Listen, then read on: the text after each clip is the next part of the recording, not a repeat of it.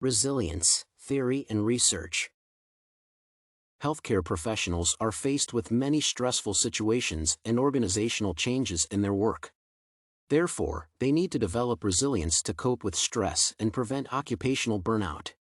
Resilience is defined as a combination of abilities and characteristics that interact dynamically to allow an individual to bounce back, cope successfully, and function above the norm despite significant stress or adversity.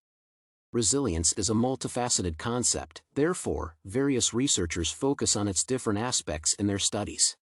This essay aims at exploring common types of resilience and compare the views of resilience presented in the article by Tusaie and Dyer and those expressed by Dr. Suzi Robertson-Malt in her interview. The researchers' views of resilience are similar regarding physiological and psychological resilience, but they focus on slightly different things when it comes to the ways of improving resilience. Resilience is highly significant in the medical profession since healthcare workers often have to deal with emotionally exhausting situations and make complicated moral decisions. As a result, the ability to recover their emotional and physical state, that is, resilience, is crucial for these specialists. Walton and Lee compare a resilient person to a rubber band because, whenever this person is subject to some strain, he or she can always get back to the normal condition. Resilience does not relate to a single system of the human body, instead, it covers the entire organism. Tusaie and Dyer distinguish two types of resilience, psychological and physiological, while Dr. Suzi separates emotional and mental resilience within the psychological type. Dr. Suzi also speaks of systems resilience that is related to the resilience of a healthcare facility, which is not covered in Tusaie and Dyer's article. Another researcher, Rushton, categorizes resilience into neurobiological, psychological, and social-ecological types.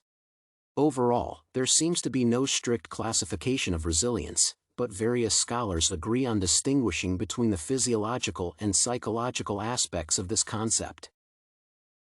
Both Dr. Suzi and Tusaie and Dyer explore the factors influencing one's resilience, with the emphasis given to slightly different things.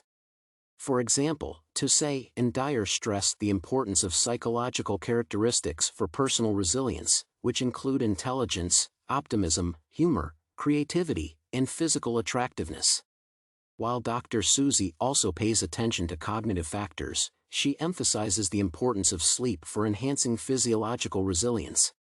Furthermore, both researchers recognize the significance of social support for building resilience.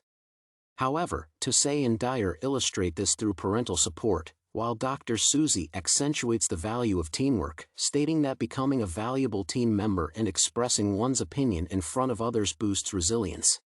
Both researchers consider that the influencing factors can serve as either facilitators or barriers to resilience, depending on the individual's condition.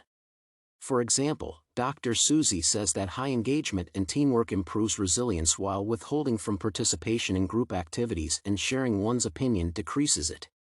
Thus, the factors influencing resilience, described by the researchers, considerably overlap but possess certain distinctions.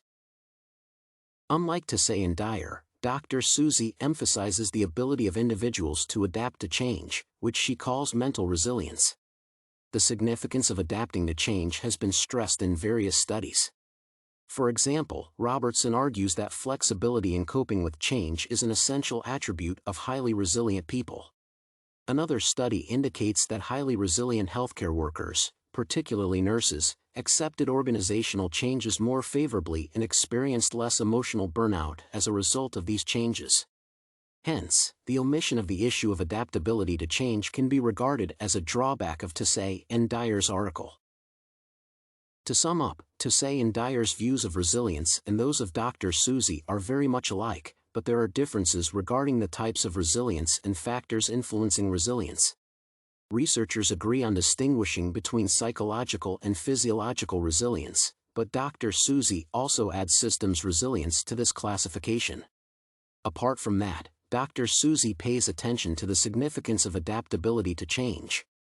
Overall, the scholars' attitudes toward the importance of resilience for healthcare professionals converge, which implies that medical specialists should develop resilience.